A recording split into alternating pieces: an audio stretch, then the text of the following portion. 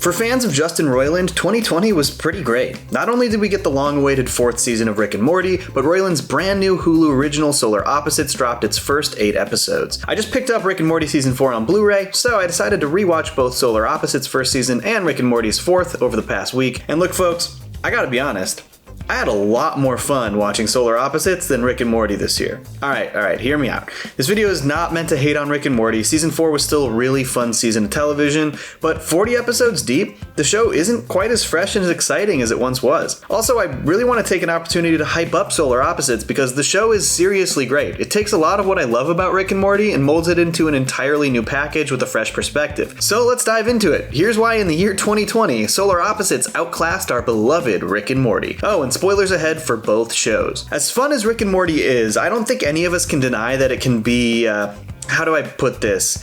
Exhausting? And that's not a knock, it's honestly just the nature of the show. The series has always had really impressive sci-fi premises with fun twists and turns that keep us guessing the entire time. But now that we're 40 plus episodes into the series, as fans, we're expecting those twists and turns. We expect that the show is multiple steps ahead of us, and we're constantly trying to keep up with it. The episode that highlights this to the highest degree is One Flew Over the Cruise, Morty. This one seriously has an outrageous number of twists. You son of a bitch! And in the end, it was just another Rick scheme to keep Morty down. Admittedly, this is an extreme example because it's also parodying heist films, so the entire point of the episode is to bombard us with 100 twists and turns, but what this represents is the perspective of Rick as our protagonist. His entire relationship to the world as we know it is one of superiority. His intelligence and experiences throughout the multiverse means that Rick himself is operating with more information than we as the audience ever have, which again, it's the premise of the show, it's what makes the show fun, but it also adds to that exhaustion factor that I mentioned before, and after 4 seasons, it's kind of been amped up to an even higher degree. For the first couple of seasons, Morty sort of acted as the audience surrogate, given his ignorance to the complicated nature of these sci-fi stories. But now Morty is becoming smarter and more aware of how the multiverse operates, and we're losing out on characters who operate from a place of pleasant ignorance. Overall, it really makes the show feel like it's talking down to its audience. Alternatively, Solar Opposites operates from a completely different perspective, while still maintaining really fun and interesting sci-fi premises. Corvo, Terry, Yemulak, and Jesse do come from a more advanced alien species, but they're also completely ignorant to the ways planet Earth and humans operate. It's a joke sign for my man cave. Ooh, what's a man cave? It's a fish out of water story, whereas in Rick and Morty, Rick feels like the guy who owns the entire fish tank. To me, this perspective is so welcomed. It's a fresh dose of sci-fi fun without feeling like I need to be taking notes and racking my brain to figure out how many steps ahead of me the show actually is. The characters, and therefore the show, don't operate from a place of superiority. We as the audience actually often have more information about the world than the characters themselves, so the fun is actually seeing how these characters react to things that are super normal for us. Like Terry and Corvo's obsession with the TV character Funbucket, who is clearly some sort of Alf knockoff. They have the technology to actually bring Funbucket to life and hang out with him, which is a hilarious and goofy adventure, and also one that Rick would never consider because that kind of stuff is way beneath him, even though he definitely has the technology to make it happen. In another episode, Terry and Corvo use nanobots to learn all about their neighbors so that they can trick them into actually liking them. Carson, it's your son. He's alive again. Or Corvo's episode-long dream to become a world-renowned magician.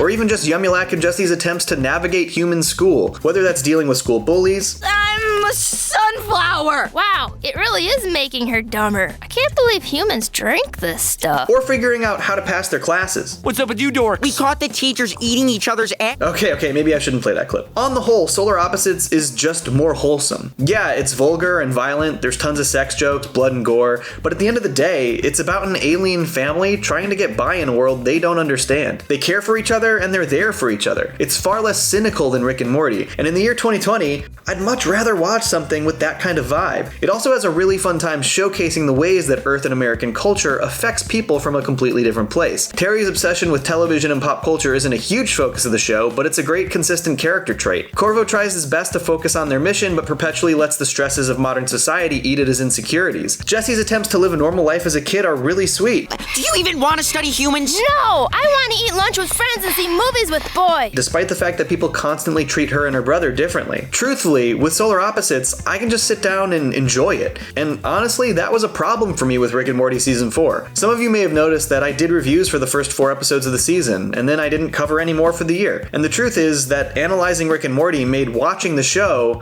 well, way less fun for me. Watching it felt more like work than it did something I actually enjoy dissecting, which generally has not been the case for my favorite shows. Even the best episode of the season, the Emmy Award-winning The Vat of Acid episode, is just crammed with so much into one story. It basically took the premise of Futurama's series finale Meanwhile and dialed it up 400%. And I'm gonna be honest, even though they did some really fun new stuff with the premise, it's kind of annoying that they won an Emmy using the premise of an already incredible episode of a different animated sci-fi comedy. And no, calling yourself out doesn't really make it better. Yes, Morty, I saw it on Futurama. Alright, so I might be a little bitter that a certain animated horse comedy that just aired its final season didn't win that Emmy. It's okay, John.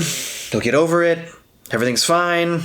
I might be bitter about that forever. The truth is, the Vat of Acid episode is a great story, and easily the best in season 4. But again, it was pretty tiring. In fact, all of my favorite episodes were just that. They were tiring. Never Rick and Morty is an incredible meta-commentary on the entire writing process of Rick and Morty, and as a writer and story nerd myself, it's by far one of my favorites of the season. But it is exhaustingly meta, and there are a ton of fans who didn't like or appreciate the episode at all. In fact, they took exception to the fact that the episode was sort of poking fun at their desires for the show to follow up some of the overarching storylines like Evil Morty. They did make up for it a bit by following up the Clone Beth storyline in the season finale, which is another really solid episode, but in general, Rick and Morty is pretty adverse to exploring these overarching stories in a more thorough way, which I don't necessarily blame them. It gives them more creative freedom, but it seems like one of the major hooks of the series for the fans are these overarching stories. I can relate to this. The Citadel of Ricks episode is easily my favorite of the entire show, in no small part because of the Evil Morty twist at the end.